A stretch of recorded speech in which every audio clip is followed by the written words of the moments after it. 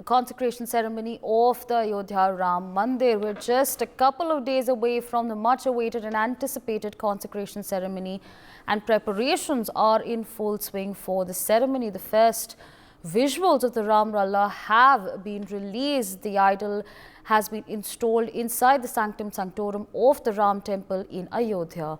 Meanwhile, Ayodhya is all decked up with selfie points, statues and posters for devotees visiting the town. Meanwhile, security arrangements are heightened across Ayodhya ahead of the grand consecration ceremony. In fact, joining us on the broadcast is a very special guest, Mr. Atul Rai, co-founder and CEO of Staqu Technologies. Hello and welcome, and thank you so much for joining us on NewsX. I'm going to kickstart by asking you, what modern tech are you utilizing for the security of Ayodhya? So basically, Ayodhya, we are using audio video analytics. So what happening here is, so we all have cameras in Ayodhya. Also, we have a lot of cameras which are already installed with different communities there, community specific, and the ITMS, which is traffic management specific. So on the top, we are putting AI, which we call our product called Jarvis. So what we exactly doing is we are consuming those video feed and analyzing different kind of analytics for it. So the first thing which we are doing is the facial recognition, which is happening over the 8 lakh criminal record which UP police has. So whatever the criminals who are registered in UP, they have their photographs, and that is being running on those cameras. So that is actually being passed. The video stream is passed to Jarvis, and Jarvis is having all the database, which is scanning for those faces, which might be the criminals who are recorded there. That is first thing. The second technology which we are running is a reverse facial recognition. Let's say, I mean, you as an organization or UP police and organization getting an input of a photograph that this particular guy or this particular person is a suspicious person who is inside Ayodhya, and we want to search it. So you can upload the photograph of the person. It will search across all the cameras in real time and give you that when the last time he has been seen in any of the cameras. So that is the second tech which we have built, and this is the first time happening in India. Third part which we are doing is again, this is a new tech we are doing is attribute based search. So let's say you are searching for a person who's wearing yellow shirt or white pant, or let's say a black shoes. So you can also do a text based search on on a live video cameras. So that's what we have brought to Ayodhya. So any attribute you can just define and you can perform search, and videos will come up with those people who are those objects. Let's say it can be a vehicle also. You are searching for a gray color, let's say I-10 in Ayodhya, right? You can just perform a gray color I-10 vehicle, and then it will find out all those gray color I-10 vehicle inside the city. So that is attribute based search. And the last one, and which is very important, is to identify suspicious vehicle. So suspicious vehicle, why? Because most of the time when crime happens, people actually change the number plate of the vehicle. So they put a bike number plate on the car, or they put some different number plate on different cars. So that is where we have AI, which is identifying all the features of that particular object or the car and matching it with the government database. So government database has number plate, of course, and recorded with that. I mean, with that number plate, you also have the car's detail, like it's a two-wheeler, four-wheeler, color, everything, right? So we are extracting the information using AI and matching that AI output with the recorded database. So this is something we are doing. And these are the 4 broad new features which has been introduced first time in any kind of event. And of course, crowd management, intrusion detection, all those stuff is already there.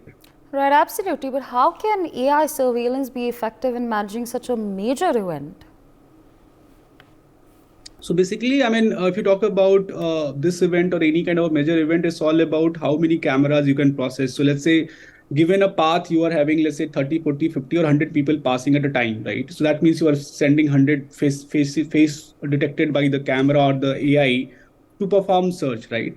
So this is where the number of cameras play very important and vital role. And we take that feed as input and we perform those analytics. And that is what our expertise is, right?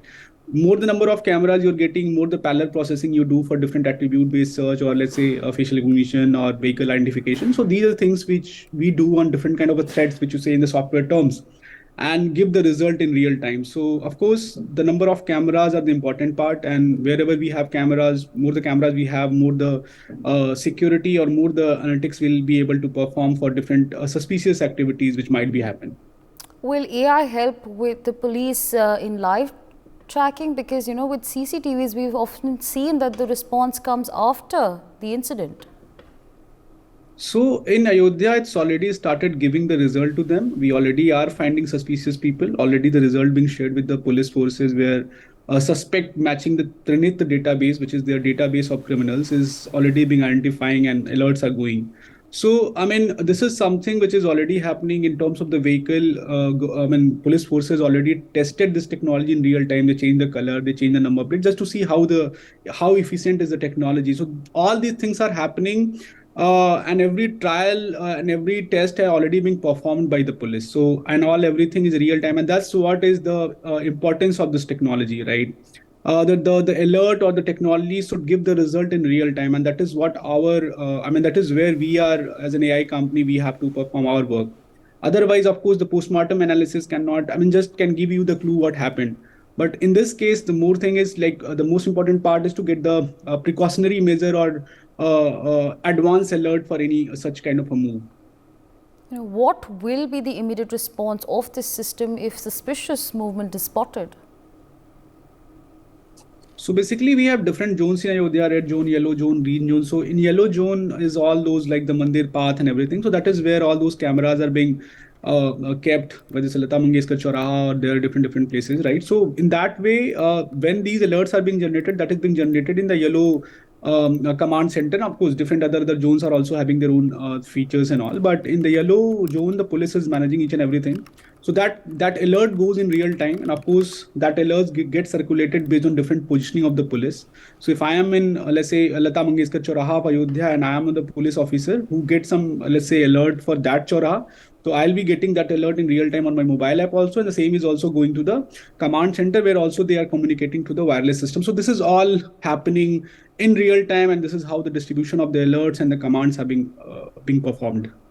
How can the AI surveillance be taken forward as a security tool for future major events? So, given the kind of a country we are, where we have a 200 people, 200 police personnel for a 1 lakh population, I mean, it cannot be like you can put police behind every person. We are the most populated country in the world, right?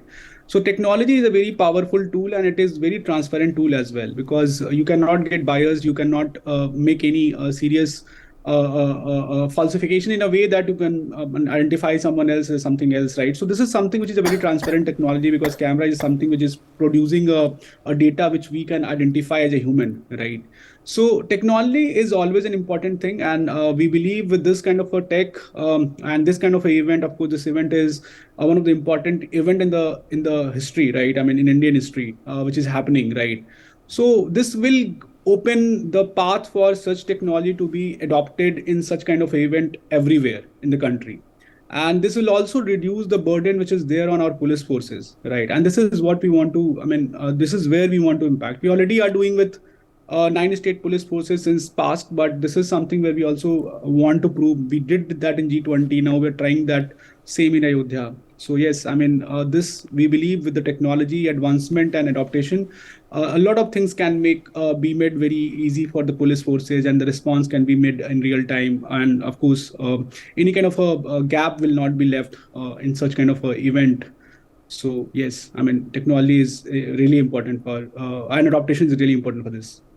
So do you see the Ram Mandir inauguration as therefore a huge opportunity for people to adopt and promote AI surveillance? See, I mean, it's anything. Even Ram Mandir or G20 for India, it is a pride moment, right? And in such a huge moment, you also want to prove that your Indian ecosystem or Indian companies are also ready with their technologies, right? Because if you talk about past, I mean, we already always being very proud to use Israelis or Russian technology in such kind of a places, right?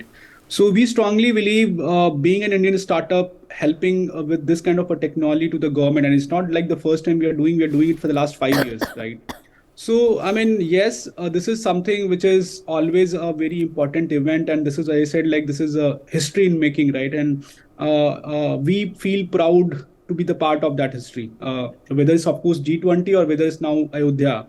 And it's not only a pride moment for Staqu, but it's a pride moment for any startup in the country, because being in a startup, giving and getting such kind of responsibilities for that kind of event is really a proud for any kind of a startup in the country. And the good part is government is putting their trust on us, and that is something, I mean, I would say is really important to grow this whole ecosystem. So yes, I mean, this is really a great, you can say, of course, basically a time for us as a startup, and an opportunity as well.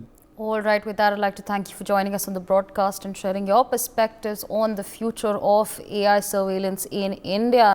For more such videos, subscribe to the NewsX YouTube channel, hit the bell icon.